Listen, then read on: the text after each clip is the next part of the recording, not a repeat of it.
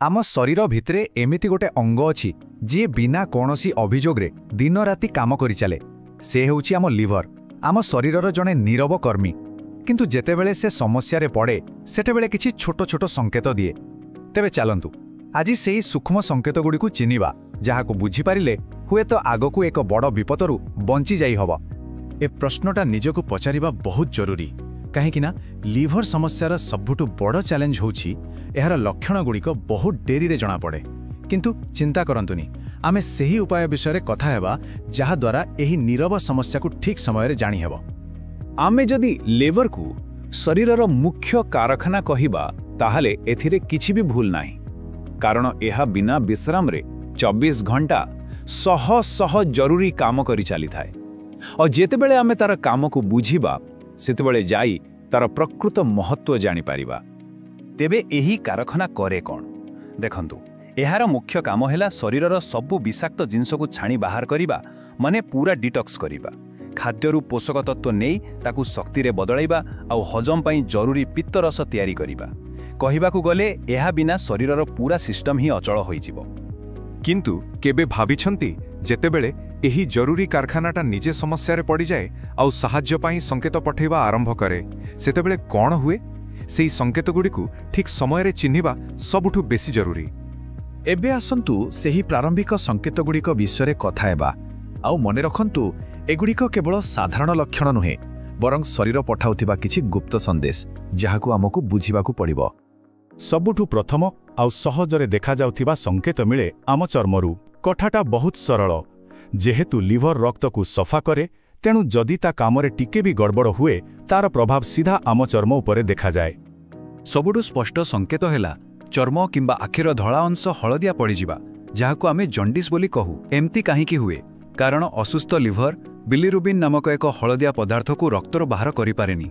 एहा छड़ा जदि बिना कारण रे देह कुंडे हेउछि किंबा सामान्य धक्कारे देहरे कला शिरा पड़ जाउछि, तेबे एहा भी चिंतार कारण। एहार माने हैला लिवर रक्त जमाट बांधिबा पई आवश्यक प्रोटीन तयारी करि पारुनी। अच्छा, चर्म कथा तो गला।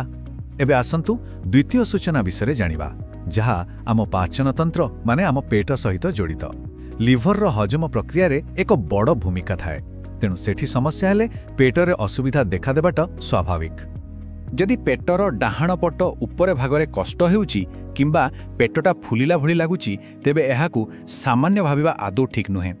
बारंबार बांती लागिबा किंबा भोक मरिजिबा भी एहार एक लक्षण होई पारे। किंतु सबुठु गंभीर संकेत हैला मलर रंग बदली जिबा। जदि ताहा फिका, रक्तमिशा किंबा पिचु भली कला देखा जाए, तेबे एहा एक इमर्जेंसी सिग्नाल। एबे आसंतु तृतीय सूचना विषय कथा हेबा। आउ एइटा एमिति गोटे लक्षण जहाकू आमे सबुठु अधिक अणदेखा करिथाउ, ता हेला शक्तिहीनता एवं दुर्बलता। एगुड़िक एटे साधारण लागे जे आमे भाबू एटा कामर चाप पाई होछि, किंतु एहा पछरे लिभरर कोनोसी बड़ समस्या लुचि रही पारे। भाबी देखंतु, जदि भल भावे विश्राम नेबा परे भी सबुबेले थका लागुछि आउ दुर्बल अनुभव हेउछि, तेबे किछि तो गड़बड़ अछि, कारण लिभर ही शरीर पाई शक्ति संचय करी रखे। सेहीपरि जदि परिस्रार रंग गाढ़ हलदिया किंबा बादामी होई जाउछि, एहा संकेत देउछि जे लिभर शरीरर वर्ज्यवस्तु को ठीक भावे बाहर करि पारु नाही। एपर्यंत आमे लक्षण गुड़िक विषय तो जानिले, किंतु प्रकृत प्रश्न हेउछि जदि एही संकेत गुड़िकु अणदेखा करा जाए, तेबे परिणाम केते भयंकर होई पारे। चलंतु एहार गंभीरता को टिके बुझिबा। गोटे कथा अछि, शरीर चित्कार करिबा आगुरु फुसफुस करी कही थाए। एही कथाटी एठी एकदम ठीक। कोनोसी बड़ विपद आसीबा आगुरु शरीर आमको धीरे धीरे सतर्क कराए। आम काम हैला सेही छोटो छोटो कथा को सुनिबा। चलंतु गोटे उदाहरण नेबा। पेट फुलिबा को आमे साधारणतः गैस समस्या भाबी अणदेखा करि दियो, किंतु जदि एहा लगातार हेउछि, तेबे जानि रखंतु एहा लिवर सिरोसिस किंबा कैंसर भली मारात्मक रोगर प्रारंभिक संकेत भी होई पारे। गोटे साधारण देखा जाउथवा लक्षण आउ गोटे भयंकर परिणाम भितर थिबा एही संपर्क को बुझिबा निहाती जरूरी। तेणु सीधा कथा हैला, एही प्रारंभिक संकेत गुडी को अणदेखा करिबा माने गोटे छोट समस्या को बढ़ी बढ़ी जीवन प्रति विपद सृष्टि करुथिबा एक बड़ रोगरे परिणत हेबाकू सुजोग देबा। तेबे एबे प्रश्न उठुछि, ए सबु जानिबा परे कोन करा जिबा उचित? देखंतु, केवल सचेतन हेले तो हबनी, ठीक समय रे ठीक पदक्षेप नबाटा भी सेतिके ही आवश्यक। ଏଥିପାଇଁ ବେଶୀ କିଛି ନୁହେଁ, ମାତ୍ର 3ଟି ସରଳ କଥା ମନେ ରଖିବାକୁ ପଡ଼ିବ। ପ୍ରଥମତଃ, ଶରୀର ଦେଉଥିବା ଏହି ଛୋଟ ଛୋଟ ସଙ୍କେତଗୁଡ଼ିକ ପ୍ରତି ସଜାଗ ରହିବା। ଦ୍ୱିତୀୟରେ, କେବେ ବି ନିଜ ମନକୁ କୌଣସି ଔଷଧ ଖାଇ ଚିକିତ୍ସା କରିବାକୁ ଚେଷ୍ଟା ନ କରିବା। ଆଉ ତୃତୀୟ ଏବଂ ସବୁଠୁ ଗୁରୁତ୍ୱପୂର୍ଣ୍ଣ କଥା ହେଲା, ବିଳମ୍ବ ନ କରି ତୁରନ୍ତ ଜଣେ ଭଲ ଡାକ୍ତରଙ୍କ ପରାମର୍ଶ ନେବା।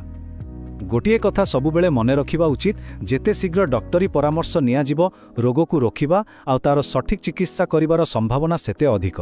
ଠିକ୍ ସମୟରେ ନିଆଯାଇଥିବା ଗୋଟିଏ ଛୋଟ ପଦକ୍ଷେପ ଆଗକୁ ବହୁତ ବଡ଼ ସମସ୍ୟାରୁ ବଞ୍ଚେଇପାରେ। ଶେଷରେ ଏହି ପ୍ରଶ୍ନଟି ଆମ ସମସ୍ତଙ୍କ ପାଇଁ। ଆମର ଏହି ବ୍ୟସ୍ତବହୁଳ ଜୀବନରେ ଆମେ କ'ଣ ପ୍ରକୃତରେ ଟିକେ ସମୟ ବାହାର କରି ନିଜ ଶରୀର ଦେଉଥିବା ସୂକ୍ଷ୍ମ ସଙ୍କେତଗୁଡ଼ିକୁ ଶୁଣିବାକୁ ଚେଷ୍ଟା କରୁଛେ? ଏହା ଉପରେ ଚିନ୍ତା କରିବାର ସମୟ ବୋଧହୁଏ ଆସିଯାଇଛି।